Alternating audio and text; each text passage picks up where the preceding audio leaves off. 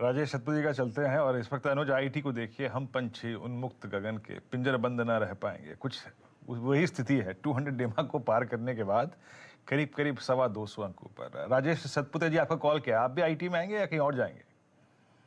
Virendra ji, IT में ही रहूंगा। देखिए, माइंट्री का ही कॉल रहेगा। माइंट्री में यहाँ पे जबरदस्त मोमेंटम आ रहा है। बड़ा ब्रेकआउट मिला था फ्राइडे के सत्र में, उसी को एक कंटिन्यूएशन मिल रहा है। 3750 पे फ्यूचर ट्रेड हो रहा है। आपको 50 पॉइंट्स का मिनिमम स्टॉप लॉस मेंटेन करना पड़ेगा। माइंट्री में बड़ा काउंटर है, मोमेंटम भी बड़ा आएगा, स्टॉप लॉस भी बड़ा ही रखना पड़ेगा।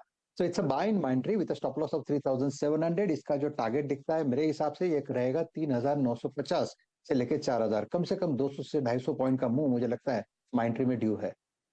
अरे, मैं एक मयूरेश से भी एक सवाल लेना चाहता हूँ एक्चुअली। उनको शुक्रिया बोलें उससे पहले। ये देखिए, जो आज हमने सुबह भी चर्चा की थी, एक मैक्रो ट्रेड्स पकड़ना बहुत ज़रूरी होता है मार्केट में। बड़ा ट्रेड जो है आपको मैक्रो ट्रेड्स के थ्रू मिलता है। तो जो आईटी वाली ट्रेड जो हमने 2 दिन से जिक्र भी किया, जिसका वो किस लिए किया था, वो इसलिए किया था क्योंकि यूएस में जिस तरीके से इन्फ्लेशन का नंबर नीचे आया, उसके बाद ऑब्वियसली आपको एक बॉन्ड यील्ड में कूल ऑफ दिखा, जिससे एक जो डर था कि वैल्यूएशन में अभी और रीसेट नेगेटिव साइड पे होना है, वो खत्म हुआ है।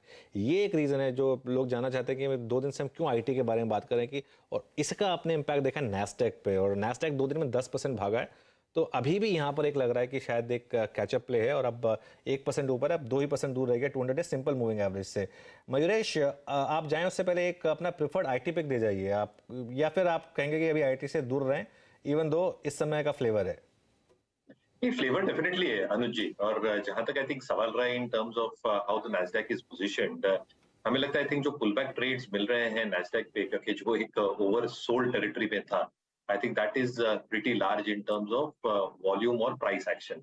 जहां तक इंडियन आईटी का सवाल रहा है, आई थिंक जो एक करेक्शन हुआ था और जो एक स्टैंडर्ड डिविएशन वैल्यूएशंस पे ट्रेड कर रही थी after this correction, I think reasonably price थी। बट कहीं ना कहीं आई थिंक जो एक संकेत मिल रहे हैं मैनेजमेंट कमेंट्रीज से कि क्या वाटर कट्स हो सकते हैं पहले तिमाही नेक्स्ट ईयर की, I think that is something yet to be looked out for. दूसरा, आई थिंक जो रिपोर्ट्स हम पढ़ रहे हैं, I think lot of analysts are now believing कि जो रिसेशन होगा वो एक शायद शैलो रिसेशन हो सकता है in the US market itself, और जितनी आई थिंक ऑर्डर कट्स होगी वो सब्सटेंशियल नहीं होगी। तो मुझे लगता है आई थिंक एक इन्फ्लेक्शन पॉइंट पे है आईटी सेक्टर। आई थिंक जो एक ट्रेड्स मिल रहे हैं, अगर आप ट्रेडिंग के हिसाब से देख रहे हैं, मोमेंटम के हिसाब से, तो definitely I think large name के साथ रह सकते हैं, नेम्स लाइक इन्फोसिस, टीसीएस।